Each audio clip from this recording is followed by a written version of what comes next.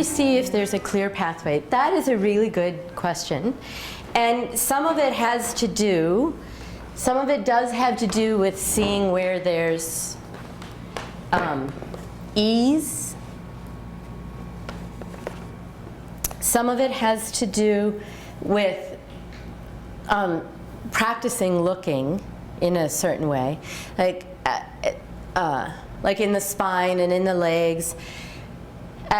I think that with practice you can see where the movement stops, or where it gets held up, or where it gets braced.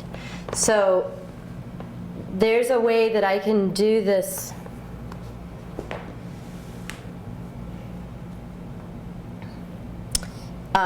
There's a way that I can do this kind of supporting here. And I don't know if you can see, but it's all kind of stopping right here. Where I'm like this, and it's like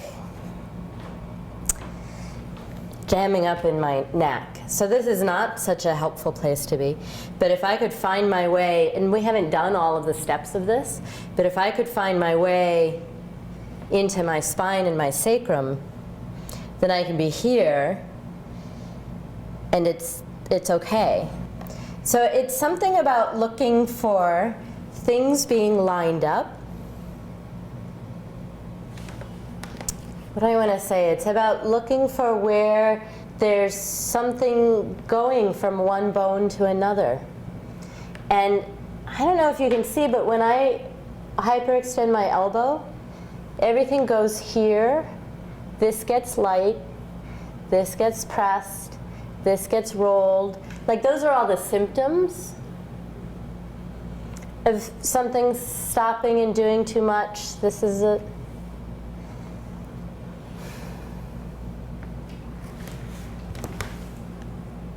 where if I can find the radius and the ulna, and I'm going to look for the ulnar hand first and then the radial hand, and there's this moment when what I do in my hand moves my spine.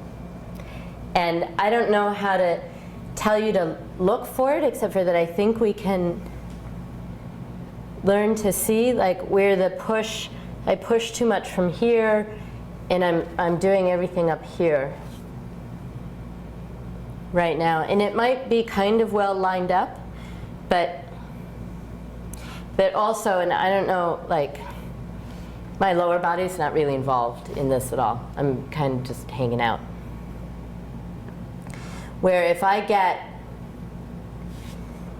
organize my hand, then I'm connected now to my pelvic floor. My whole spine has changed. I didn't do anything to my spine to do that, but I went, where's my hand? I sorted out my hand, and it changed it. And to me, I feel like this would look different than if I'm here. But it means practicing looking for something different. It's a different set of criteria, maybe, than we usually have for what we're looking for. But I think it's something, I think it's visible. I think it's observable. And it is also then about interacting with the student. Like, how do you feel that? But I don't usually say, are you comfortable?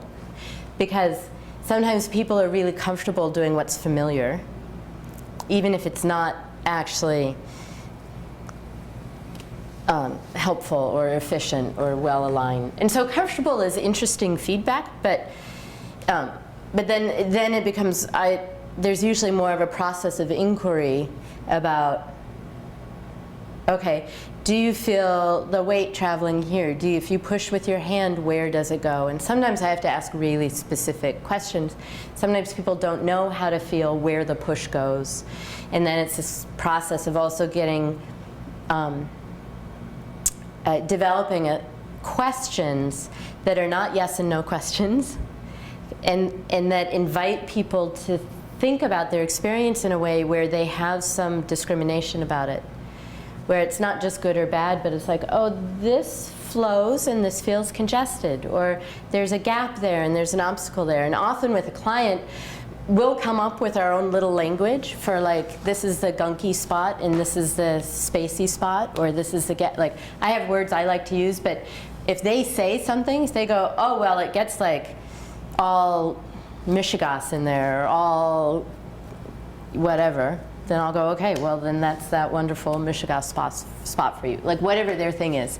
But so I try to develop it with them so that it's about their experience of how they're feeling relationship in their own body. And then from the outside, there are things that I can see that maybe they can't. And so where do those intersect? And that's the magic of teaching.